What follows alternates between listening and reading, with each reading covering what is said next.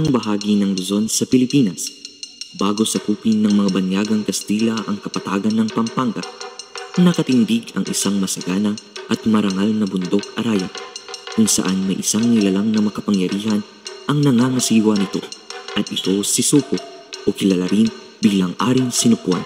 Pinagpapala ko ang bawat nilalang sa aking nasasakupan na maging masipag at sanay sa pang-araw-araw na buhay tulad ng pagsasaka at pakikipaglaban. Ang nangangasiwa ng bundok arayat ay hindi isang hamak na hari lamang, bagkus taglay niya ang isang makapangyarihang Diyos na higante at may kaugnayan sa araw, digmaan, karunungan at kahusayan.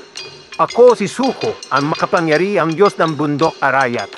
May kontrol ako sa kalikasan at sa maayos na pananasiwa ng aking kaharian. Dahil sa kanyang mahusay na pamumuno sa kapatagan ng Pampanga, ang mga sinaunang nilalang tulad ng mga aitang maitim at kulay kayumanggi ng mga taga-ilog na nakatira sa paanan ng bundok. Salamat aming Diyos sa iyong walang humpay na pag-ibig sa amin.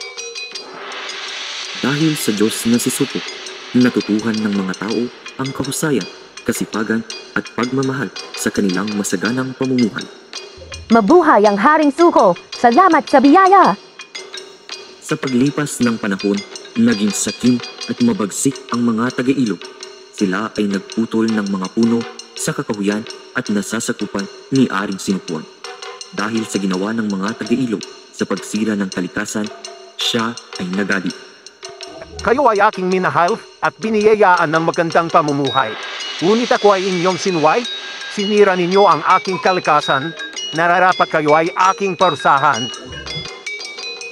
Dahil sa maling gawin ng mga taga-ilog, nagdilim ang kalangitan at bumuhos ang malakas na ulan at nagsimula ang hidwaan ng mga taga-ilog sa kanilang Diyos na si Aring Sinupuan.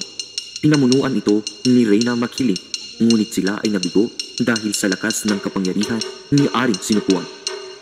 Itigilan natin ang labanan na ito. Delikado talaga si Suko.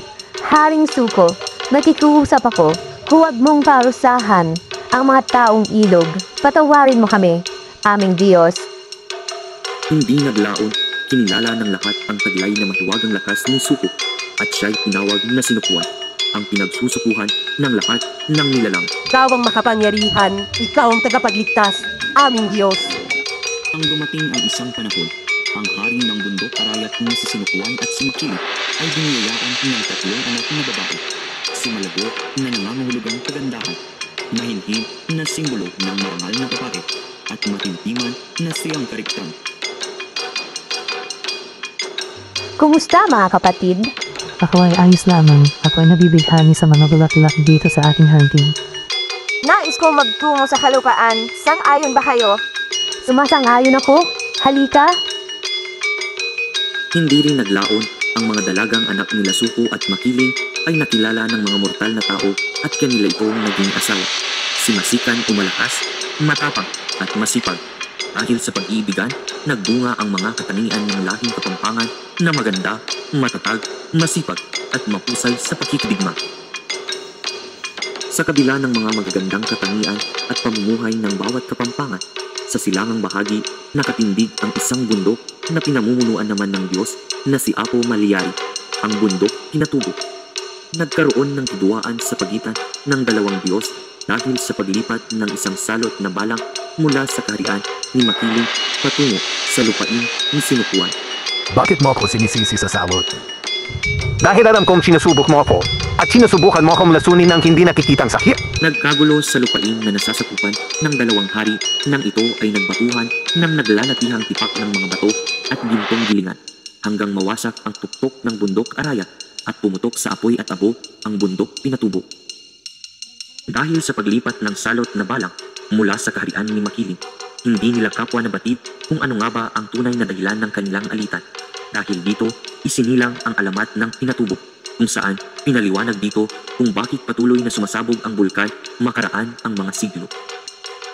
Lumipas man ang kairaming siglo, nakatatak sa bawat puso ng mga Kapampangan ang naging buhay ni Sinupuan bilang dakilang hari na sumasalamin sa kolektibong kamalayan, katapangan at ang diwa ng kagandahan. Sa bawat pagsubok sa buhay, siya ang kanilang gabay at ang kanyang pangalan na Suko ay siyang patuloy na sinasambit bilang kagitingan at karangalan ng lahing Kapampangan. Ang aming gabay, lakas at karunungan, mananatili ka sa aming mga puso, magpakailanman. Haring Sinukwan, ikaw ang aming sandigan.